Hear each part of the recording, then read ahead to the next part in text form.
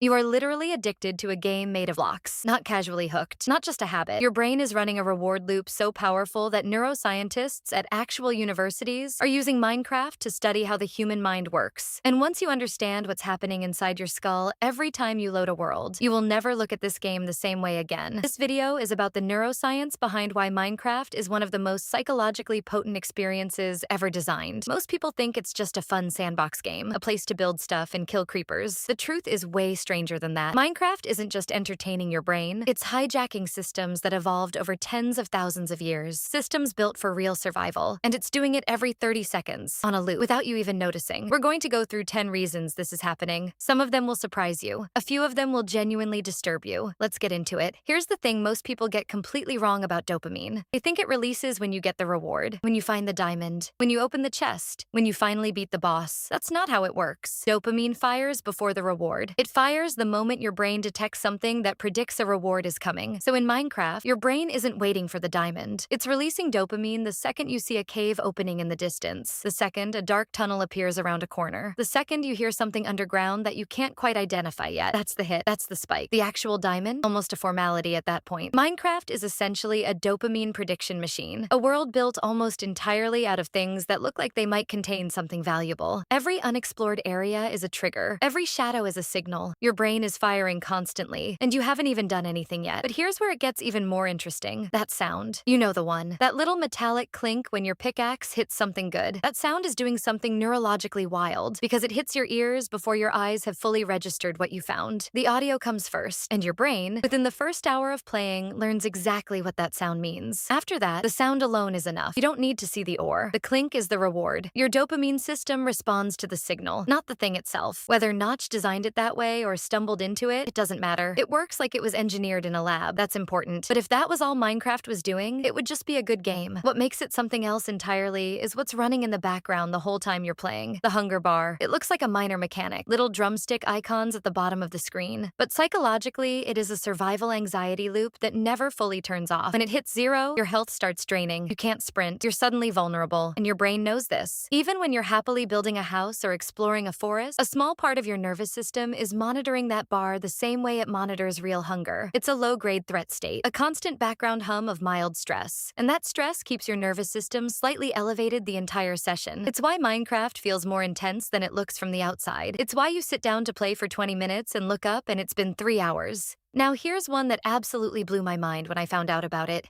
Researchers at UC Irvine used Minecraft as a scientific tool, not to study gaming, to study memory. Specifically, they needed to separate two types of spatial memory that had never been cleanly isolated before. Knowing where something is versus knowing how to get there.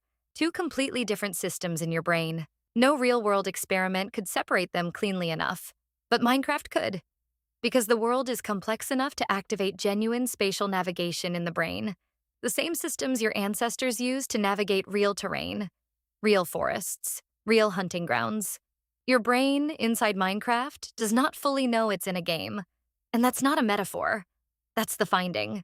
Which connects directly to something else those researchers discovered. Minecraft activates both spatial memory systems simultaneously, and in doing so, it's strengthening the hippocampus, the part of your brain responsible for navigation and memory, the same region that deteriorates in Alzheimer's disease. Long-term Minecraft players aren't just gaming. They are running a spatial memory workout without knowing it. That's not a small thing, but none of that explains why some people feel genuinely addicted in a way that other games don't produce. And this is where it gets personal for a lot of people watching this. ADHD brains experience Minecraft completely differently, and research explains exactly why. There's a concept in neuroeconomics called reward deficiency syndrome. The ADHD brain has dysregulated dopamine transmission. For a neurotypical brain, finishing a simple task gives enough of a dopamine return to feel satisfying. For an ADHD brain, routine tasks give almost nothing. The brain runs a cost-benefit calculation and decides the effort isn't worth it. That's not laziness, that's neurology.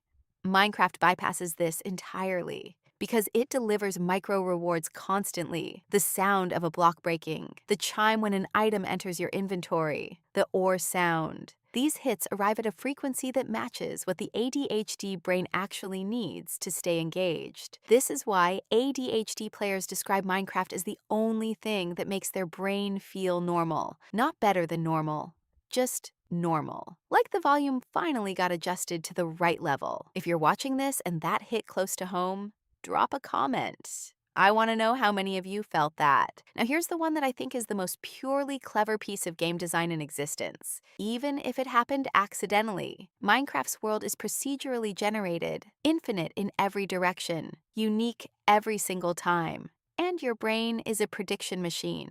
Its entire job is to build a complete mental model of its environment. In a finite game, it eventually succeeds. It maps everything. It loses interest. It moves on.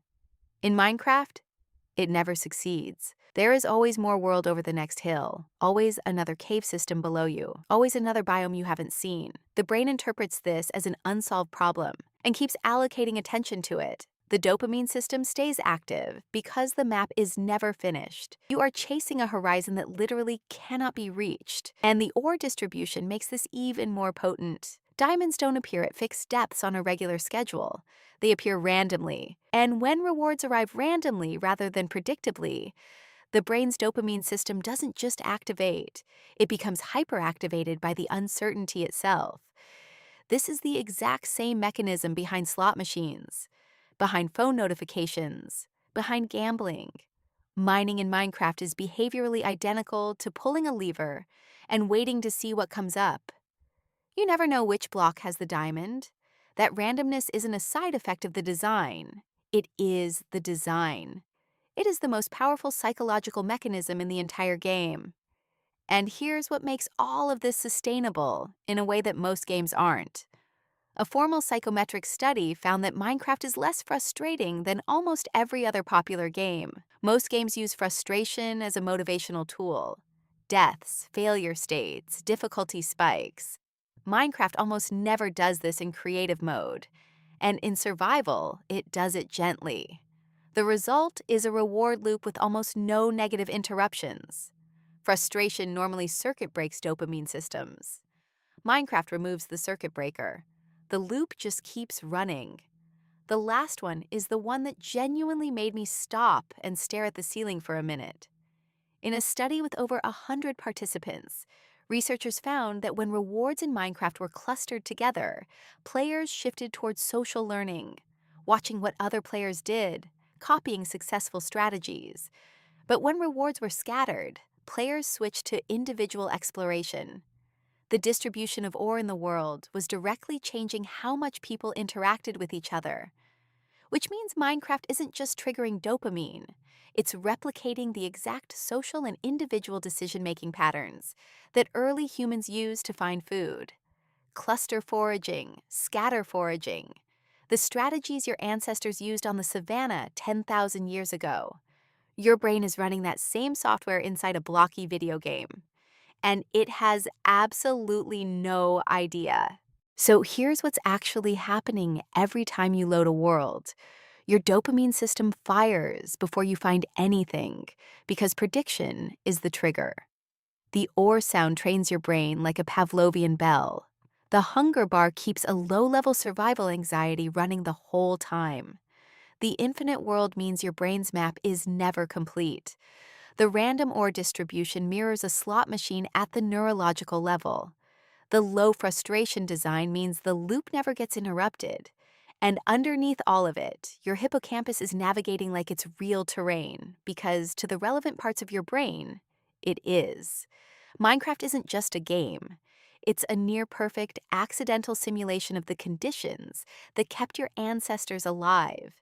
And your brain is responding to it exactly the way it was built to. And if you know someone who plays Minecraft for 8 hours straight and can't explain why, send them this. It'll explain a lot. The game was made of blocks. The psychology was anything but simple. Hit subscribe so you don't miss it, because the algorithm is not going to reliably show it to you otherwise.